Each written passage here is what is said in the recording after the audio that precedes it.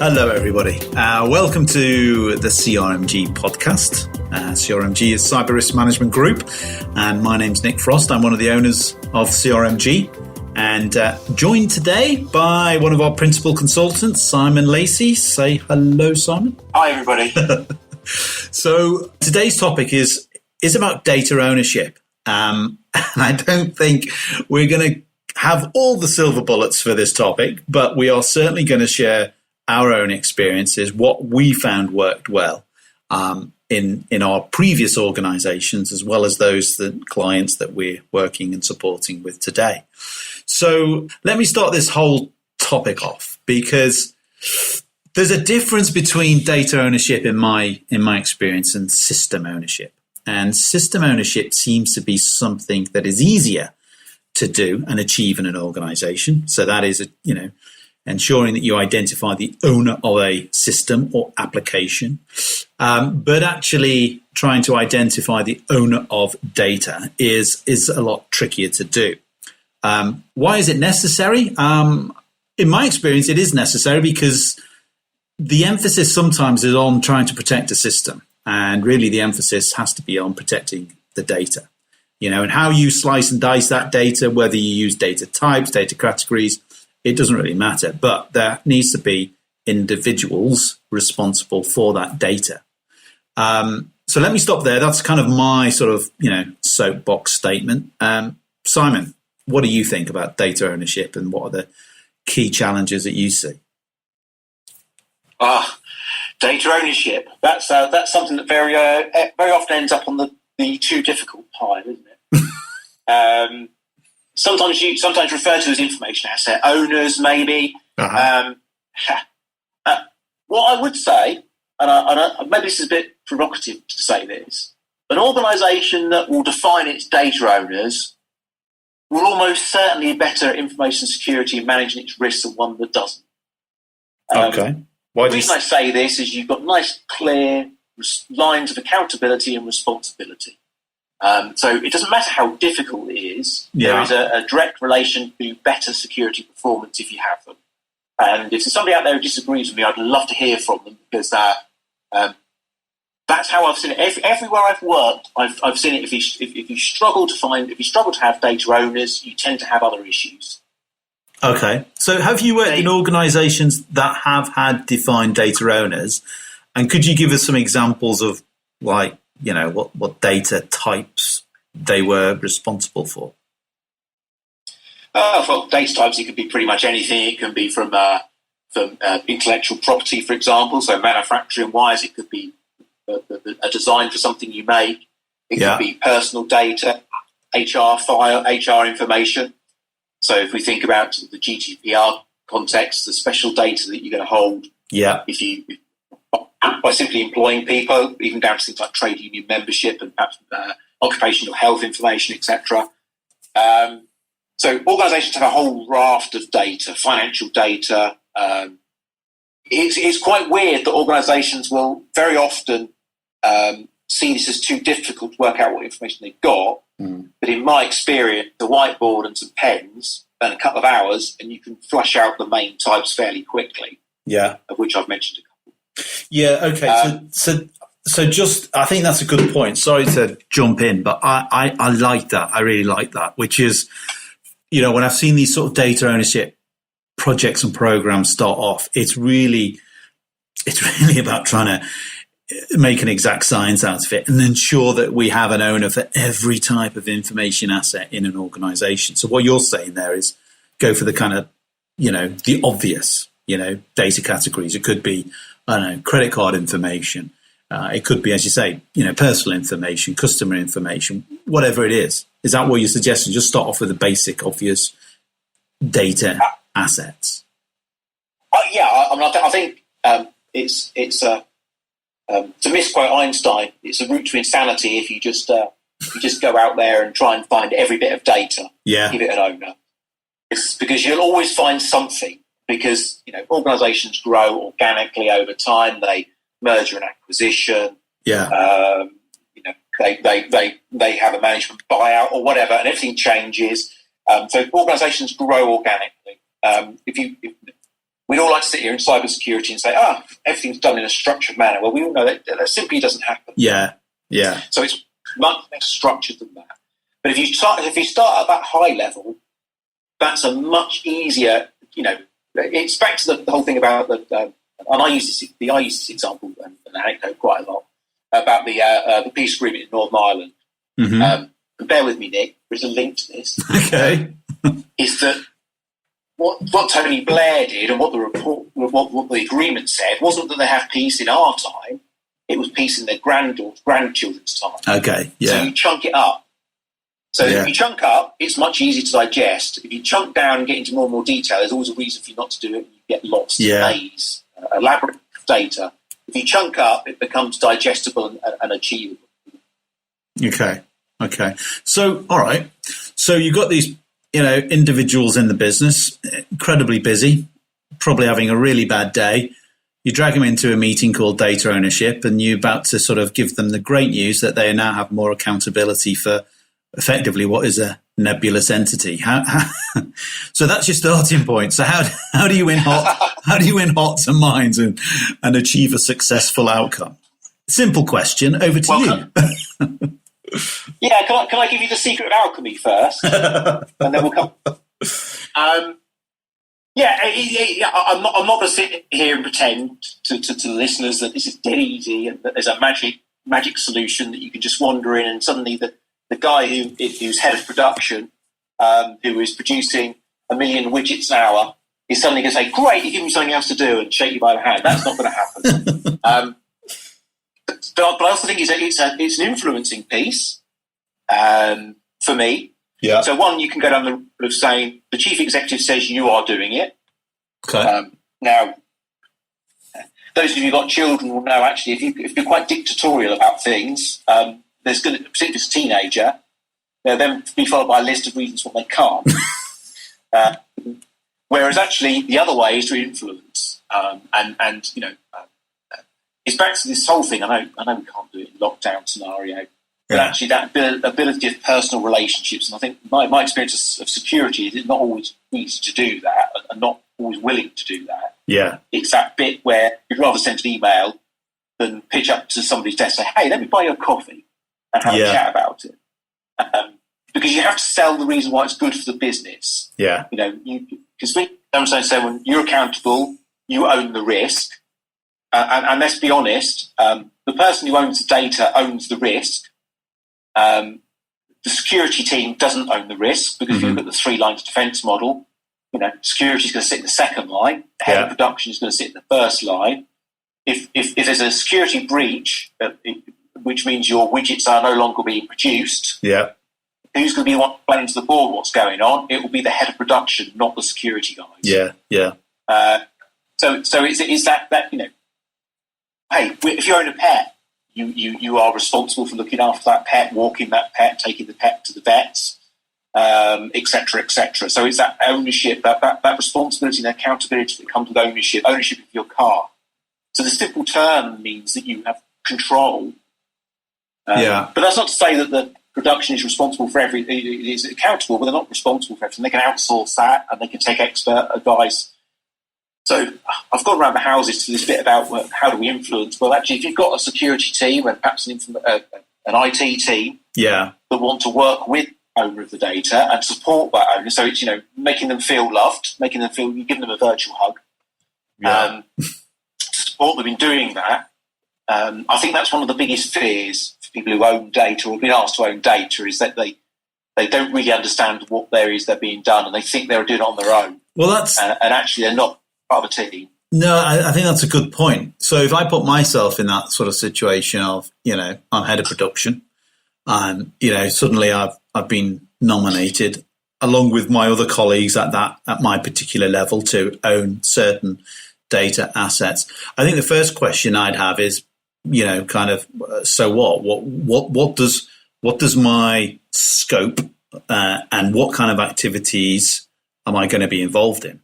So how would you answer that? Because I'd imagine there'd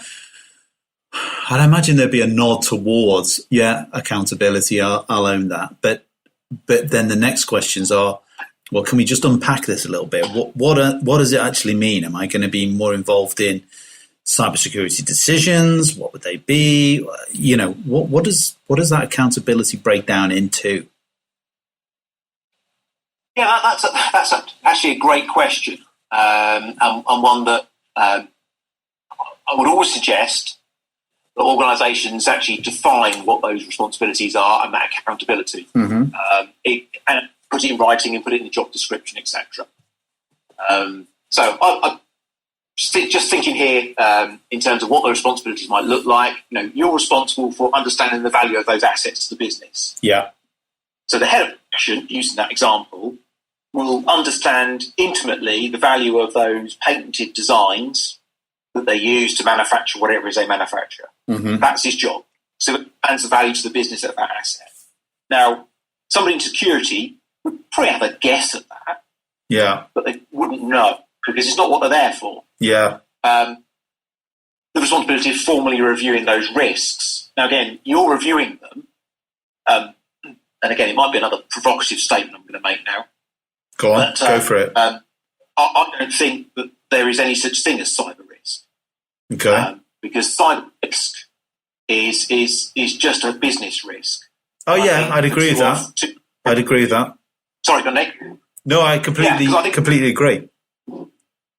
Too often organisations will just push that, it's cyber, so therefore it's those guys who sit in the basement's responsibility, nothing to do with me. Yeah. Well, actually, if that risk exists, it's an impact on the work of the head of production. It's he's failing to meet his business objectives because of that data breach. Yeah. So he should know that. And making sure they understand the any vulnerabilities there may be applicable and legislation. So again, somebody in security might not necessarily be the first person in terms of employment law if it's HR data. Yeah, yeah. But I guess all this stuff links really quite neatly into the fact that we can't run security in a silo. Security is part of the business. Yeah. And we need to drag it out of that basement and make it more business focused. Yeah. And that might mean that we have security liaison people that go and sit with the business, hold surgeries once a week to support those data owners. Yeah, I mean, I completely buy into that. I have to say, one of the reasons I still like to get involved in doing risk assessments or sitting in on risk assessments is that business piece, that business assessment workshop, impact assessment workshop, whatever you want to call it. But that's the point where you are looking at a process or maybe a critical system, and you understand the information or data assets on it, and then you run through a series of scenarios to gain an understanding. And there are so many times when you're in those meetings and you just think you're going into this with a clear picture of impacts, and you come away with something totally different after you've had people in the business explain, what that actually means to them personally and to the business. So I can see things like a business impact assessment workshop, which we're all very familiar with in cybersecurity. I can see that as a really good vehicle for, increasing that level of, identifying key owners for data, but also for security and the business to understand the consequences of a breach of, your IP production line or your marketing plans or whatever it may well be. Yeah, just also thinking that through is that actually, do we care about data breaches or do we care about the consequence of the data breach? Now, that might seem a subtle play on words. Go on. But actually, it's the consequence to the business, isn't it, that we're all worried about? Mm-hmm. And we're trying, look at security, we try and keep the business safe, and the business wants to continue to deliver on its objectives. Yeah. So, again, how many organisations out there had pandemic on their risk registers? Yeah, I know. Not very many outside big organisations would have that. No, I agree with you. I think. So, sorry, just to jump in, I think that's a really important point. In my experience, and correctly so. In the past pandemic, typically environmental related threats, for a better word, were generally not considered as important as as adversarial. I agree with you. I think, clearly with COVID-19, things are going to look very different now in terms of the threat landscape. Well, and of course, if you're a data owner, of course, the impacts on your data are considerable. Yeah. Understanding those risks and what they may be. Okay, well, back to the old CIA, availability of data. My data isn't available to me because suddenly my staff aren't allowed to work in the office and we haven't set them up to work from home. So therefore, I can't, i.e., I can't send out invoices. Yeah. So the impact, so your business fails because you can't invoice. Because you've got no cash flow because you're not able to invoice your customers. Yeah. And I'm sure there's organisations that have been in that situation over the last few weeks. I've no doubt. Yeah. So it's about ownership, having that somebody who owns that accountability, responsibility. That's the big decisions. Making decisions by consensus is very difficult. Yeah. Making decisions where one person, here's my expert advice. And too often it gets punted into security to make the decision. Actually, the security guys aren't necessarily going to understand the business impact. Yeah. So it has to be the business end that owns it, and it has to be the business end that says, thanks for your risk assessment. I see you flagged this as a red risk. However, we've got to go with that because it's the only route we can go, and it's the only way we can run the business, or we've got to run on these legacy systems. We haven't got the budget to upgrade them for another 12 months, or whatever it might be. But somebody's making a decision. It's no different, I suppose. I mean, I make lots of analogies with aviation when I talk to clients and stuff. But, on a plane, there is clear accountability. On the flight deck, there's clear accountability. Yeah. So at that point, go from V1 to V2, there is accountability. Yeah. There is no room to have a conference about it while they decide what they're going to do. One person has to say, we're doing it. Yeah. Yeah. And for data, I think that's a really powerful thing to do, particularly if they've got the right support. Again, that's security has got to drag themselves out of that basement and got to sit with these guys and talk to them, influence them, and talk in a language they need, that they understand. We talk in our jargon because it's what we do. That doesn't help the business if we don't understand what we're talking about. Well, exactly. And that's an interesting point. I was speaking to another colleague not so long ago who was talking about the future of cybersecurity, and basically the recruitment ground are going to be business analysts rather than, not all the time. Obviously, we need the technical skills, but, for those individuals that may hold a senior role and integrate more frequently with the business, because, she was saying, look, it's easier to be able to train people in business about cybersecurity than it is to train people in cybersecurity about business, which I guess kind of makes sense in some ways. I think it's about the importance of working together to solve a common problem, and to solve the issue of ownership and the responsibilities and the risks that go with that. I mean, what we wouldn't be saying is, hey, Mr. Data Owner, this is all on you now, right? We're saying, okay, we're going to help you make informed decisions. We're going to provide you with the support to do that. We're going to challenge you in an appropriate way. How many times, and you must have seen this millions of times, Nick, in your career, you get floor space with a senior manager, and the first thing somebody does is pull out hundreds of graphs and analysis and data and risk assessments, and the senior manager sits there and has no idea what you're talking about. So it's important of getting that message at the right time to the right people. And the higher up in the organisation you go, the simpler the message should be, which is almost counterintuitive to what people tend to think. Make it simple. Okay, the impact on your business if you do that is potentially this. Yeah. You could lose your system for 6 weeks. One of our competitors lost their system for 6 weeks. How are you going to manage that? Yeah. And I go, hang on a minute, it's a bit real because, okay, those widgets we're producing, that's $1 million a day, and we make £1 on those, and we're going to lose our system for 6 weeks. Let's do the maths on that. Hang on a minute, that's going to cost us a lot of money. Yeah. It's that.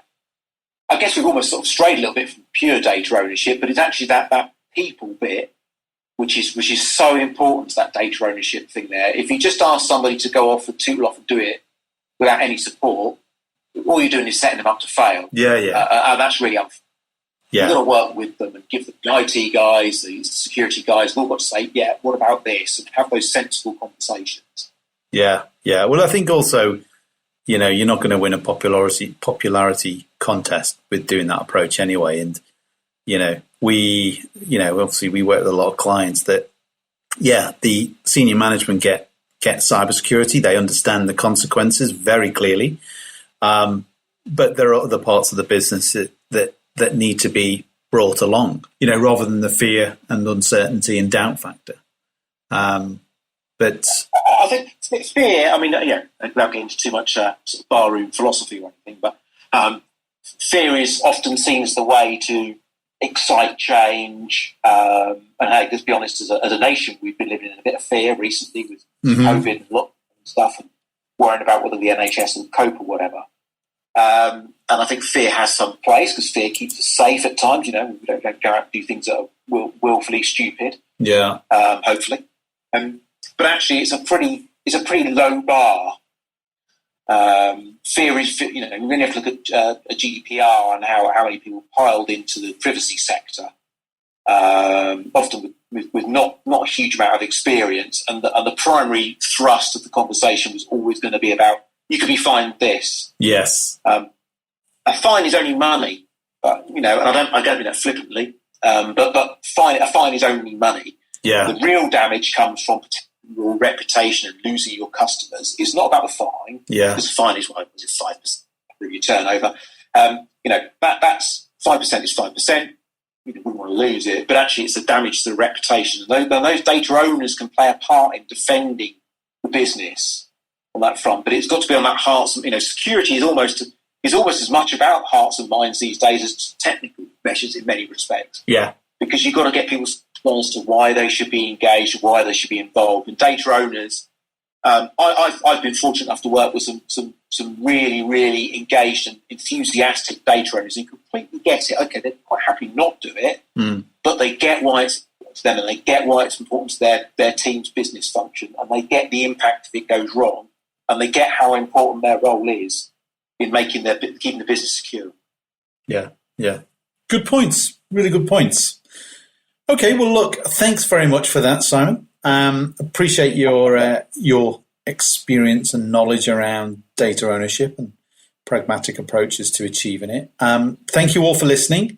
Much appreciated. And be sure to listen to the other podcasts that range on a number of key topics. My name's Nick Frost. Thank you very much for listening. And if you want to find out more, go to CRMG-consult.com. You can reach out to me directly as well, nick.frost@crmg-consult.com. Thanks very much. Bye for now.